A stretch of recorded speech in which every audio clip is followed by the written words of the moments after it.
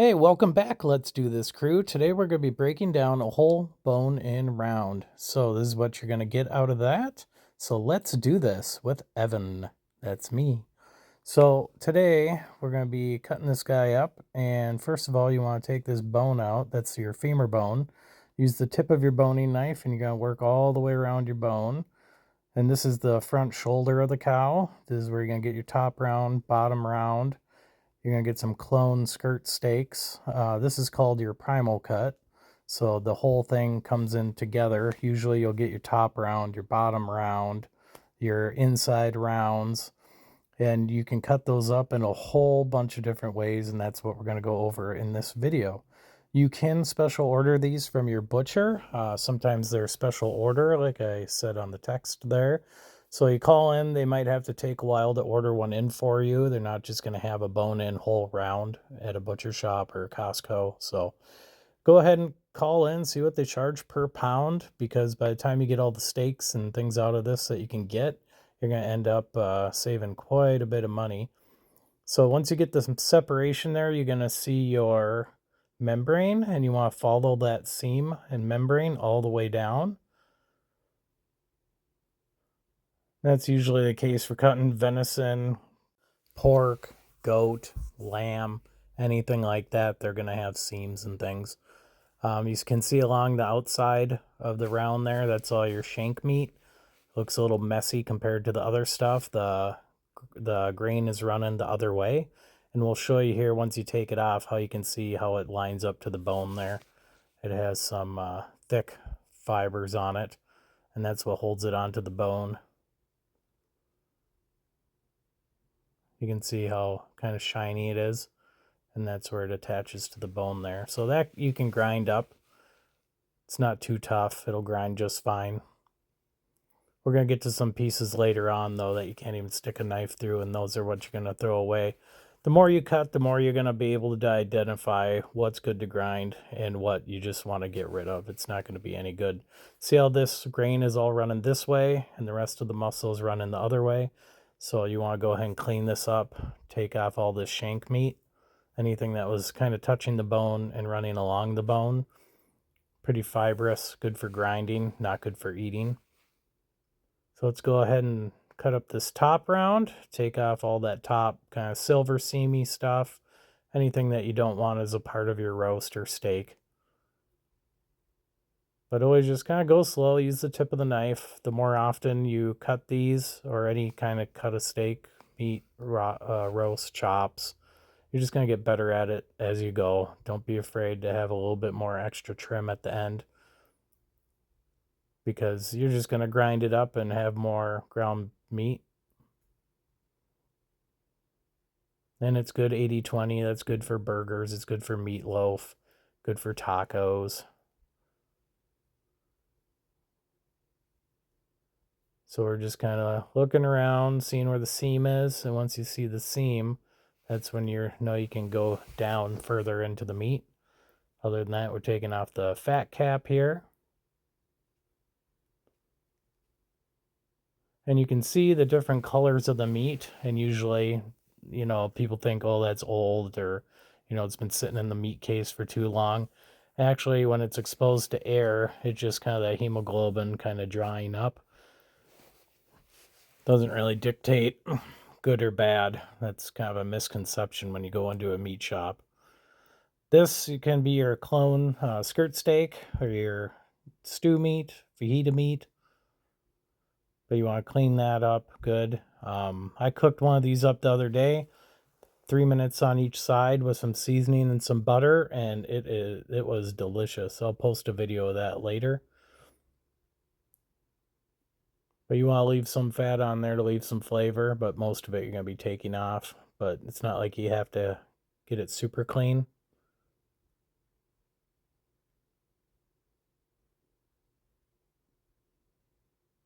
And there you go. That's our first steak out of this whole round.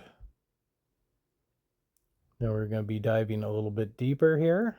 We're going to be cutting up the rest of it into some other steaks and chops. And here's how you can make some fajita meat, stew meat out of that.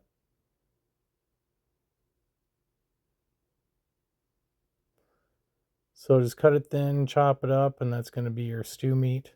Cut it into strips. That's your fajita meat. Other than that, they come from the same place. Cleaning this up a little bit more. Again, anything you don't want to eat, just cut off and put it in that grind pile. Then you can cut it big into roasts. You can cut it thin into steaks, but you want to go against the grain, not with the grain. Just squaring it up a little bit there to make it a little bit of a cleaner looking roast. And you can cube that up and just use it for stew meat, fajita meat, anything else that you could use the other stuff for. And with this round, you definitely want to go thin with your steaks since it's not going to be as tender as the rest of the cow. Ribeyes, tenderloins, anything like that. Your round steaks, you're going to kind of flash cook. Just like venison, it's really lean. So the longer you cook it, the more chewy it's going to get. If you cut a bit thicker, they're going to be more your roasts, your thicker family steaks. You get quite a bit out of this top round here. Again, we like to clean it up a little bit more just so we have more grind at the end of this. Some stew meat.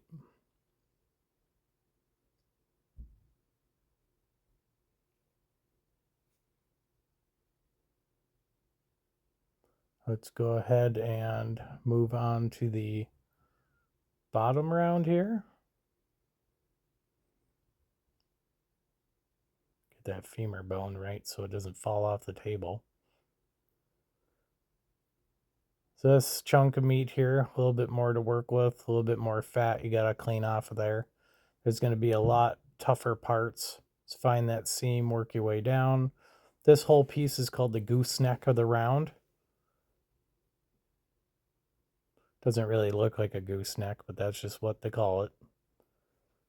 So this on the edge here is the eye around. So as you cut down, again, tip of the knife, don't cut too much at a time because it's going to kind of scoop underneath the piece of meat and you're going to be curving your knife kind of down and out. The eye around, you can make eye of round steaks that are really good. And they're kind of like the chops on a venison. You want to leave some fat on there for some flavor. You don't want to take all that off. We usually leave that fat cap on, part of it. But this is good for beef jerky. Usually your inside rounds, your denuded eyes, they call it. Denuded is when they're already trimmed up. But otherwise, the eye around is really good for jerky because it's already so lean. You don't have to trim much off of it once you already take off the caps and everything. So squaring it up good because you can use this for a roast again. The whole top and bottom round, it's not the most flavorful. It's not the most tender, but you can definitely work with it. You can marinate these things. You can season them. You can use tenderizer. You can play around with it quite a bit. Still, if you're buying eye rounds, if you're buying round steaks, family steaks, it's considerably more than just getting those as opposed to buying your whole primal cut and cutting these things out for yourself. So keep that in mind. It's also fun just to get a big chunk of meat and kind of play around with it. And, if you cut off too much, you can grind it up, make some stew meat.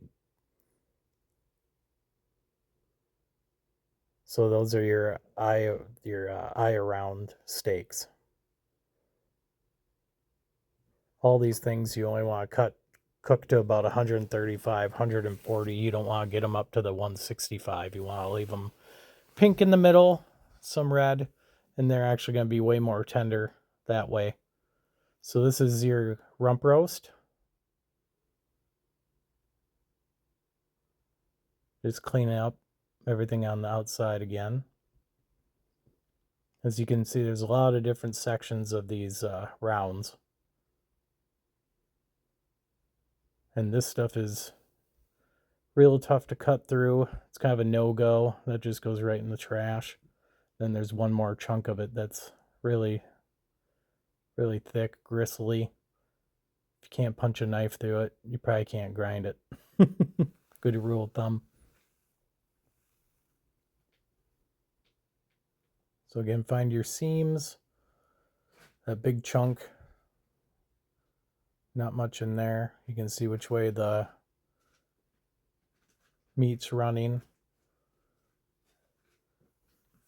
And that's all just going to be ground up.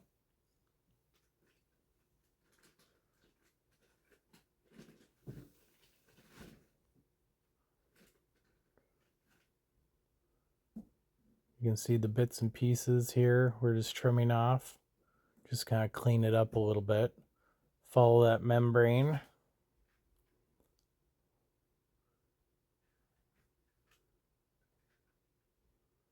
Then you want to cut that chunk off. And you know, again, you can leave chunks of fat on. It's always going to help with flavor. But some people just don't like big globs of fat on their meat. I know on the last video I made, some people said I was trimming it too much. And they like to leave the fat on there. You know, if I'm doing it for myself, that's fine. But if I'm doing it to sell at the meat market, a lot of people don't even like to buy it if it has a lot of fat on it because, you know, paying all that money for fat. This is good for fajita meat or chop it up into some stir fry. So that's what I'll be doing with it later. Again, just whether you leave it in strips, fajita meat, small, it's going to be your stir fry meat. And then if you're going to cut it real fine, you know, you can even cut it up a lot and just make kind of a coarse ground if you just chop it up really thin and you keep cutting into it. You don't even need to run it through a grinder.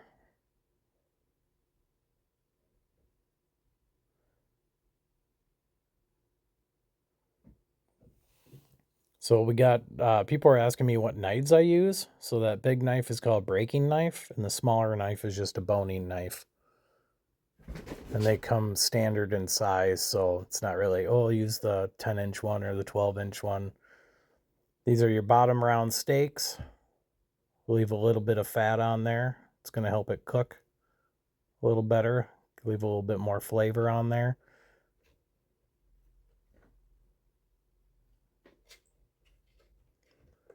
Yeah, don't assume that you're going to watch this video once and be a professional at this. I mean, it's definitely going to take some time to get good at it, but if you watch the video, do things real slow, you know, you'll get the hang of it. The thinner, the better on these, actually. These are your sandwich slices. I mean, you can just fry them in a pan for a minute on the side. But these, when they're cut thin, they're just called sandwich steaks. And then here's your roasts that you can have there too. And that's just your rump roast.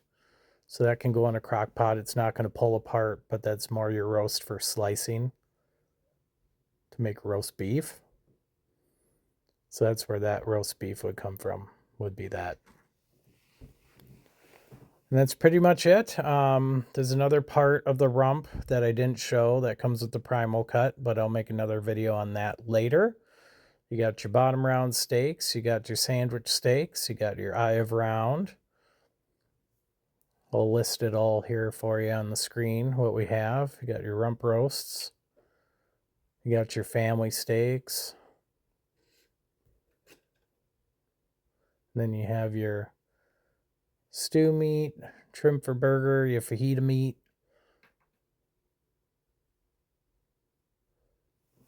Appreciate you guys watching. I know my breakdown of the chuck did really well. Everybody enjoyed that. Like, subscribe, share, and I'll come out with some more stuff. Thanks for watching.